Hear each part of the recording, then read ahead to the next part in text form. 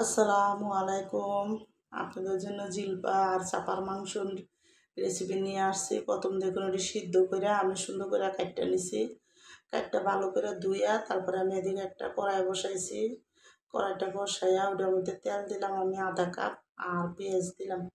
পেঁয়াজটা দিয়ে সুন্দর করে পেঁয়াজটা হালকা একটু যখন নরম হয়েছে তখন এর ভিতরে আমি একটু বেশি করে আদা রসুন বাটা দিয়ে দিলাম। আর ওই লাল মরিচের গুঁড়া দিয়ে দিলাম 1 চামচ বইরা বইরা। তারপরে ধনিয়ার গুঁড়া দিয়ে দিলাম 1 চামচ। ধনিয়া গুঁড়াটা দিয়ে এখন আমি হলুদের গুঁড়া দিয়ে দিলাম 1 চামচ। আমি সব কিছু 1 চামচ করেই দিছি। দিয়ে এখন গরম মশলা আর স্বাদ মতন লবণ দিয়ে দিলাম। গরম মশলার গুঁড়োও দিয়ে দিলাম আমি 1 চামচ। আর দিয়ে এখন ভালো করে এই মশলাটা আমি ভালো মতন কষামো। মশলাটা ভালো করে কষাইয়া যতক্ষণ মশলাটা ভালো মতন না কষবো ততক্ষণ আমি মশলাটাকে কষামো। আর মশলাটা ভালো করে কষাইলে এখানে মশলার কোনো কাঁচা গন্ধ থাকবো না, এই জন্য।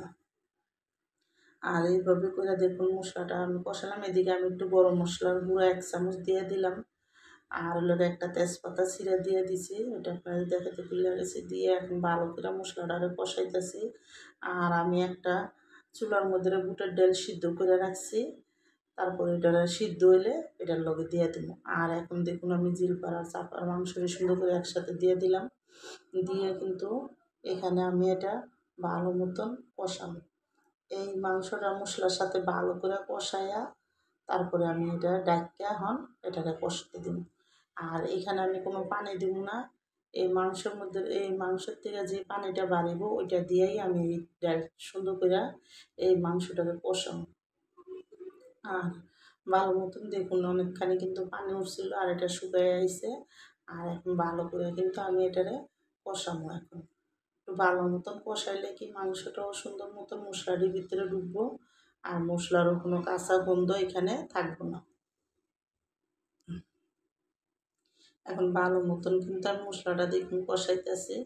যখন ভালো করে সুন্দর মতন কষানো হইব তখন আমি এখানে বুটের ডাল দিয়ে দেব। আমি আজকে এই জিলপার মাংসটা বুটের ডাল দিয়ে রান্না করতেছি। আর বুটের ডাল দিয়া কিন্তু জিলপার মাংস রান্না করলে অনেক মজার। এই জন্য বুটটারে আমি সুন্দর করে ভিজিয়ে রাখছিলাম। তারপরে এটা সিদ্ধ করে আমি পানিটা শুকায় রাখছি। এখন এই বুটের ডালটাও কিন্তু আমি এখানে এই ডালের সাথে ভালো এই চাপার মাংসের সাথে ভালো করে মশলাটা মিলাম। মশলাটা মিলাইয়া এটা ভালো মতন একটু কষামো এখানেও আমি এই ডালটা দিয়া। আর ভালো মতন কষাইয়া তারপরে এখানে আমি পানি দিয়ে দিই। আর এইভাবে বুটের মাংসটা রান্না করলে অনেক মজা লাগে খাইতে। এই জন্য আমি জিলপার মাংস সবসময় এইভাবে বুটের ডাল দিয়ে রান্না করি।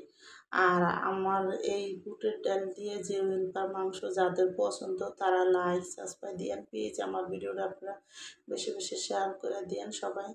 আর আপনারাও এইভাবে করে বুটের ডাল দিয়া জিলপার মাংস রান্না করে খেয়ে দেখেন কেমন লাগে। আর আমার এখন দেখুন এটা কিন্তু সুন্দর মতন কষানো হয়ে গেছে। হওয়ার পরে এখন আমি দেখুন 5-6টা কাঁচামরিচ আর এখানে আমি পানিটা দিয়ে দেব। পানিটা আমি যেটুকু লাগবো, ডালটা আমার সিদ্ধ করা আছে, শুধু মাংসটা আর ডালটা যেটুকু সিদ্ধ অনেক অতটুকু পানি আমি এখানে অল্প করেই পানি দেব। আর ভালো মতন কিন্তু চাপার মাংসটাও সিদ্ধ করা আছে, তো এই জন্য যেই পানিটা দিছি আর পানি আমার লাগবো না, এই পানির থেকেই মাংসটা সুন্দর করে হয়ে যাবে। আর এখন দেখুন আমি ভালো করে মশলাটা মিলাইয়া তারপর ডাক্কা কিন্তু আমি এখানে এই চাপার মাংসটা রান্না করব। আর এখন আমি ভালো করে মশলাটি চারিদিকের কাছে দিলাম। দিয়ে কিন্তু আমি এখন এই মাংসটা ডাক্কা রান্না করব। যতক্ষণ সুন্দর মতন ডালটা করে মাংসটা একটু সিদ্ধ না, পানিটা একটু শুকায় না যায় ততক্ষণ রান্না করবো। আমি পানিটা একটু শুকায় রাখবো, বেশি একটা মাখা মাখা রাখবো, বেশি একটা পানি রাখবো না। আর দেখুন এখন কিন্তু মাংসটা ভালো মতন অনেকখানি হয়ে গেছে। আর আমি এটা এখন সুন্দর করে আবার ঢাকনাটার থেকে উঠাইয়া এখন দেখুন আমি এখানে 2-3টা পেঁয়াজ কাটটা আর 2-3টা শুকনো মরিচ কাটটা আমি একটা দাগানি করে নিছি। ওই দাগানিটা আমি এখন এই বুটের ডালের উপরে দিয়ে দিছি। আর বেশি করে একটু জিরার ফাঁকি দিয়ে দিছি। এইভাবে করে উপরে একটু দাগানি আর দিলে অনেক মজা লাগে খাইতে। এই জন্য কিন্তু আমি দিছি। আর বুটের ডালতে যে একটু পানি আছে এই পানিটা থাকবো, কারণ এই পানিটা কিন্তু বুটটা টাইনা নিয়ে নেব। এই জন্য আমি কিন্তু বেশি একটা পানি এখন আর শুকাইতেছি না। এই ডালটা সুন্দর মতন পানিটা দেখেন টাইনা নিয়ে নিব। আর এভাবে রান্না করে খেয়ে দেখেন অনেক মজার, কিন্তু এই বুটের ডালটা এত ভালো লাগছে। আর আমরা কিন্তু বেশিরভাগই এইভাবে রান্না করি। এখন দেখুন সুন্দর মতন কিন্তু এটা রান্নাটা আমার ক্লিয়ার হয়ে গেছে। এখন আমি নামাই দেব।